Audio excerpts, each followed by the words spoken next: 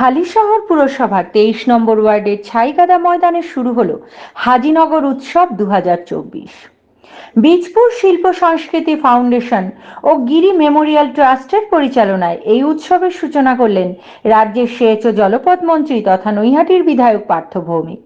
বীজপুরের বিধায়ক সুবোধ অধিকারী, রাজ্যের হিন্দি বিশ্ববিদ্যালয়ের উপাচার্য বিজয় ভারতী ছিলেন, কাঁচরাপাড়া পুরসভার চেয়ারম্যান কমল অধিকারী, হালিশহর পুরসভার chairman Shubhankar Ghosh, vice chairman Himanish Bhattacharya, Bijpur শিল্প সংস্কৃতি ফাউন্ডেশনের সভাপতি তথা কাউন্সিলর বিশ্বজিৎ পাল, সমাজসেবী রামাশঙ্কর গিরি সহ দুই পুরসভার অন্যান্য কাউন্সিলর এবং হাজিনগর অঞ্চলের বিশিষ্টজনেরা।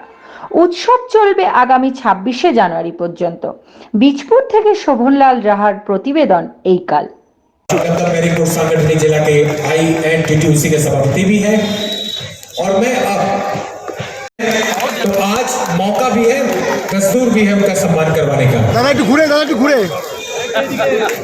गोपाल दास को एदिके একটু ঘুরে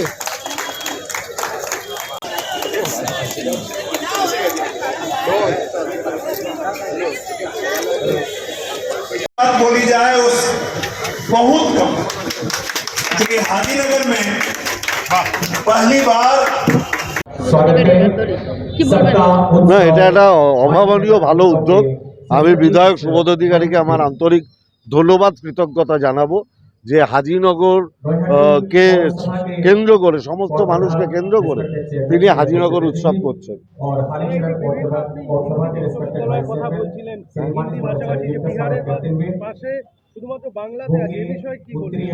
আমি বলছি, বাংলায় হিন্দি ভাষাভাষী মানুষদের জন্য মমতা বন্দ্যোপাধ্যায় সমস্ত স্কুলগুলোকে, বেশিরভাগ হিন্দি স্কুলগুলোকে 12 করা এবং তারপরে তাদের জন্য আলাদা বিশ্ববিদ্যালয় করা। এটা ভারতবর্ষের অন্য কোনো রাজ্যে আপনি পাবেন না। আপনি উত্তরপ্রদেশে গিয়ে বাংলা ইউনিভার্সিটি পাবেন না, আপনি বিহারে গিয়ে বাংলা ইউনিভার্সিটি পাবেন না, কিন্তু বাংলায় আপনি হিন্দি ইউনিভার্সিটি পাবেন। ছট পুজোয় 2 দিন ছুটি আপনি সারা ভারতবর্ষের বিহার বাদ দিয়ে অন্য কোনো রাজ্যে পাবেন। আমি বলছি এটাই মমতা ব্যানার্জি, তিনি সবার খেয়াল রাখেন।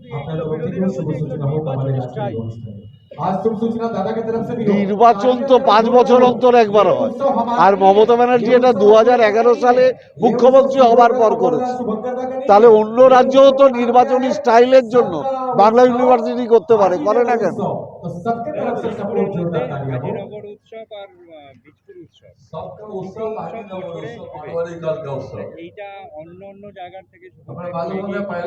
হ্যাঁ, 100 বার সুবোধ অধিকারীর এটা কৃতিত্ব যে তিনি বীজপুর বিধানসভার মধ্যে যে ভাষাভাষীর মানুষই থাকুক না কেন, তাদের সংস্কৃতির যাতে বিকাশ হয় তার জন্য তিনি উদ্যোগ নিয়েছেন। প্রথমে আপনাদের সবাইকে অভিনন্দন শুভেচ্ছা জানাই। হাজিনগর সুধী নাগরিকবৃন্দকে আমরা অভিনন্দন শুভেচ্ছা জানাই। তাদের সহযোগিতাতে আজকে এই হাজিনগর উৎসব হচ্ছে। মাননীয় মুখ্যমন্ত্রী মমতা বন্দ্যোপাধ্যায় তার অনুপ্রেরণায় আজকে উৎসব হচ্ছে, হাজিনগর উৎসব।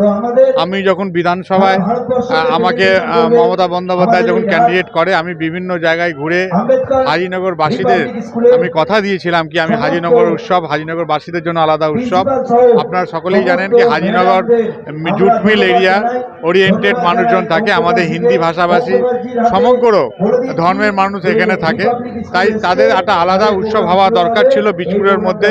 যেরকম বীজপুর শিল্প সাংস্কৃতিক আমাদের উৎসব হয়েছে, তেমনি কাঁচরাপাড়া বর্ষবরণ যেরকম আমাদের উৎসব হচ্ছে, ঠিক সেইভাবেই হাজিনগরে আজকে উৎসব আমরা শুরু করে দিলাম। এটা প্রত্যেক বছর এই 21শে জানুয়ারি থেকে 26 জানুয়ারি হবে।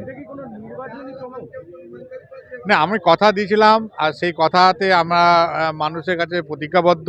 কারণ মুখ্যমন্ত্রী মমতা বন্দ্যোপাধ্যায় নির্বাচনের আগে যেসব প্রতিশ্রুতি তিনি দিতেন সেই প্রতিশ্রুতি তিনি অক্ষরে অক্ষরে পালন করেছেন।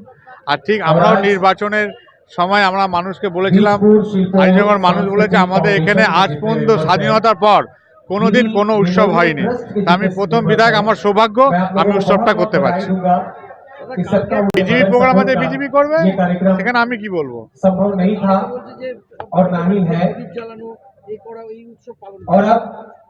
দেখুন, আমার কথা হচ্ছে একটা কুসংস্কার তো সারা ভারতবর্ষে চলছে। আপনি জানেন যখন করোনা অতি মহামারী হয়েছিল তখন দেশের প্রধানমন্ত্রী বলেছিল সবাই ঘন্টা বাজাতে থালা বাজাতে, তাতে কি করোনা চলে গেছিল? অকাল প্রদীপ জ্বালিয়ে কোনো লাভ নেই। আপনারা জানেন আমাদের হিন্দু শাস্ত্রের সনাতনী হিসাবে আমরা দীপাবলিতেই আমরা প্রদীপ জ্বালাই।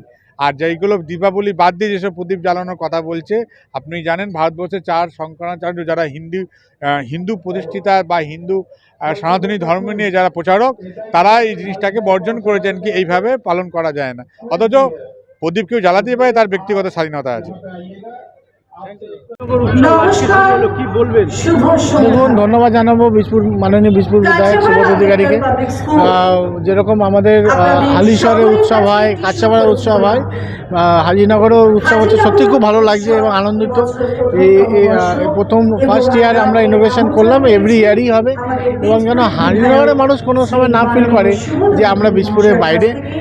অবশ্যই খুব ভালো দেখতে পাচ্ছেন মানুষ কতটা উৎসাহ, এবং অনেক ভালো আর্টিস্ট আছে, সবাই এনজয় করবে, এই অঞ্চলের মানুষও এনজয় করবে। বৎসবরণটা হয়, কাছাপাড়ে বৎসবরণটা হয়, এবং হালিশহরে আপনারা জানেন আমাদের বিজপুর উৎসবটা হয়, এবং হাজিনগর উৎসব হচ্ছে। দেখুন, যে কোনো ভালো জিনিস ইমপ্লিমেন্ট করাটাই বিরোধীদের কাছে এখন প্রোমো টাইপের মতন হয়ে যাচ্ছে। আমরা প্রোমো করি না কেন আপনারা ভালো মতন জানেন। কোভিড হওয়ার আগে ইলেকশন ছিল এবং অনেক মানুষকে প্রতিশ্রুতি দিয়েছিল, কিন্তু কোভিড যখন আবার আসছে যখন পড়ে, তখন কিন্তু যারা বড় বড় বক্তব্য দিয়েছিল কাউকে পাশে পায়নি এই বিজপুরের মানুষ এবং বাংলার মানুষ। তো সেই জায়গায় কিন্তু মাননীয় মুখ্যমন্ত্রী মমতা বন্দ্যোপাধ্যায় সৈনিকরাই কিন্তু মাঠে ছিল, মানুষের পাশে ছিল এবং মানুষকে সহযোগিতা করেছে। দেখুন, ধন্যবাদ জানাবো মাননীয় মুখ্যমন্ত্রী মমতা বন্দ্যোপাধ্যায়কে যে সারা ভারতবর্ষে এবং বাংলায় যেন এই অনুভূতিটা না আসে যে যেখানে কোনো একটা পার্টিকুলার জাতিকে ইম্প্রোভাইজ করা হচ্ছে বা তাকে আপলিমেন্ট করা হচ্ছে। সেই জন্য এটা ভালো পদক্ষেপ, এবং আপনারা আগামীকাল দেখতেই পারবেন বিজপুর থেকে কিন্তু সব রকম জাতি সকলে প্রেজেন্ট থাকবে এবং সকলেই কিন্তু ওই র্যালির মধ্যে থাকবে। এটাই বার্তা পৌঁছানো যে আমরা সকলেই ঐক্যবদ্ধ, আমরা সকলেই এক, আমাদের মধ্যে কোনো বিভাজন নেই, আমাদের মধ্যে কোনো ভাগাভাগি নেই। দেখুন, ঈশ্বর সবারই। আগামী দিন মন্দির ইনোগ্রেশন হচ্ছে, মাথা নষ্ট করে আমি আমার প্রণাম জানাই। বাট যারা ভগবান নিয়ে খেলছে, এটা আমার মনে হয় না খেলে সবার মানুষের মধ্যে সামঞ্জস্যটা রাখা, আমি মনে করি এটা বেশি বেটার হবে। নৈহাটি উৎসব দেখুন, আমরা কথা হচ্ছে আমাদের মূল যেটা হচ্ছে উৎসবের মূল খেলা, উৎসব, মেলা, এটা মাননীয় মুখ্যমন্ত্রী।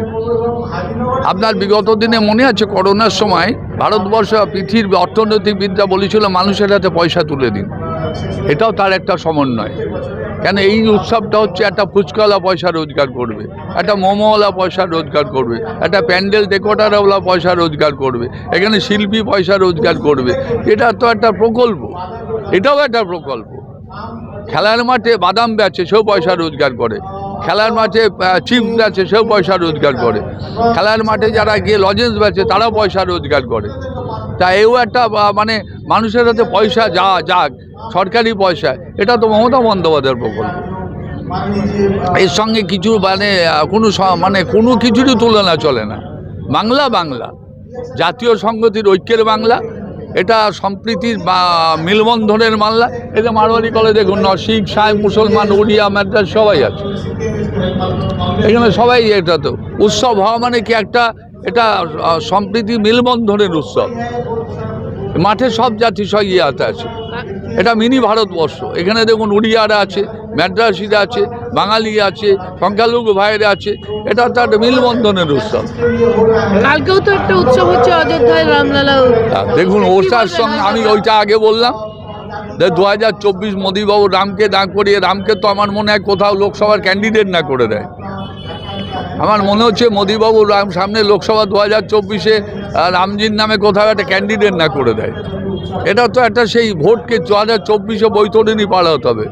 বোলামা কাণ্ড থেকে শুরু করে সমস্তটা একটা ভোটের সময় তুলে ধরে। আপনি চিন্তা করেন, হিন্দু সনাতন ধর্মের ধারক আর বাহক মোদী সাহেব নয়। হিন্দু সনাতন ধর্মের মন্দির তো 80% গঠন হয়নি। আমি কি বললাম, মন্দিরের চূড়ায় ঝান্ডা বাঁধে, সে ঝান্ডাটাও বাঁধা হয়নি। মানে বিগ্রহ থাকলে কি বিগ্রহের মাথার উপর বিগ্রহ মাথার ওপরে উঠে ঝান্ডা বাঁধা যায় না। এটা আমাদের বড় মা যখন অরবিন্দটা প্রতিষ্ঠিত হয় তখন আমাদের মূল পুরোহিত বলেছিলেন যে আগে ঝান্ডা বাঁধুন, তারপরে মন্দিরে বিগ্রহ আনুন। এটা তো সামনে 2024-এর বৈতরণী পাহাড়ের একটা প্রকল্প। তো ভারতবর্ষের মানুষ আর বাংলার মানুষ তো ছেড়ে দিন, ভারতবর্ষের মানুষ এবার আর ওই রামলালার মূর্তিকে সামনে রেখে আমার মনে হয় বৈতরণী পার হতে পারে।